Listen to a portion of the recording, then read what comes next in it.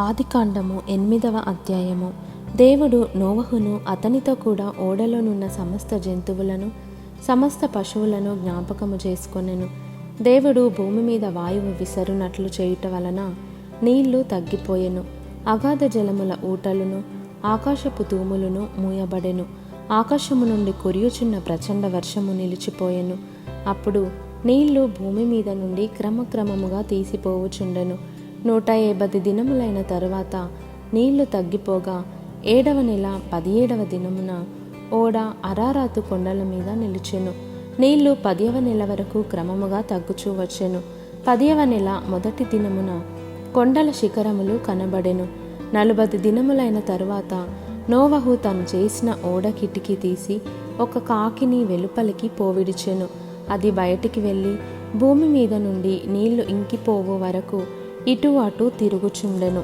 మరియు నీళ్లు నేల మీద నుండి తగ్గినవో లేదో చూచుటకు అతడు తన యొద్ద నుండి నల్ల పావురం ఒకటి వెలుపలికి పోవిడిచెను.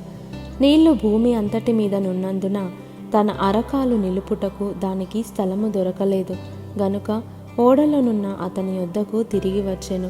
అప్పుడతడు చెయ్యి చాపి దాన్ని పట్టుకొని ఓడలోనికి తీసుకొనెను. అతడు మరి 7 దినములు తాలి మరలా ఆ నల్లపావురమును ఓడలో నుండి వెలుపలికి విడిచెను.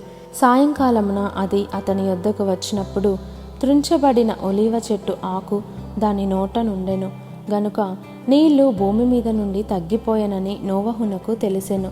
అతడింకా మరి 7 దినములు తాలి ఆ పావురమును వెలుపలికి విడిచెను. ఆ తరువాత అది అతని యొద్దకు తిరిగి రాలేదు. మరియు 601వ సంవత్సరము మొదటి నెల తొలి దినమున నీళ్లు భూమి మీద నుండి ఇంకిపోయెను. నోవహు ఓడ కప్పు తీసి చూచినప్పుడు నేల ఆరియుండెను. 2వ నెల 27వ దినమున భూమి ఎండి ఉండెను. అప్పుడు దేవుడు, నీవును నీతో కూడా నీ భార్యయు నీ కుమారులను నీ కోడండ్రును ఓడలో నుండి బయటకి రండి. పక్షులు పశువులు భూమి మీద ప్రాకు ప్రతి జాతి పురుగులు మొదలైన సమస్త శరీరులలో నీతో కూడానున్న ప్రతి జంతువును వెంటబెట్టుకొని వెలుపలికి రావలెను.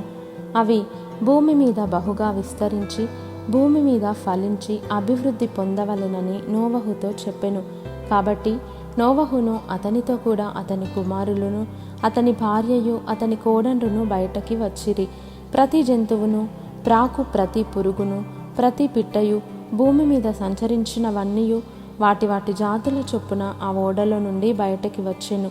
అప్పుడు నోవహు యెహోవాకు బలిపీఠము కట్టి పవిత్ర పశువులన్నిటిలోనూ పవిత్ర పక్షులన్నిటిలోనూ కొన్ని తీసుకొని ఆ పీఠము మీద దహన బలి అర్పించెను.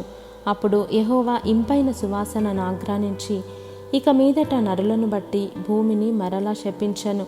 ఎందుకనగా నరుల హృదయాలోచన వారి బాల్యము నుండి చెడ్డది.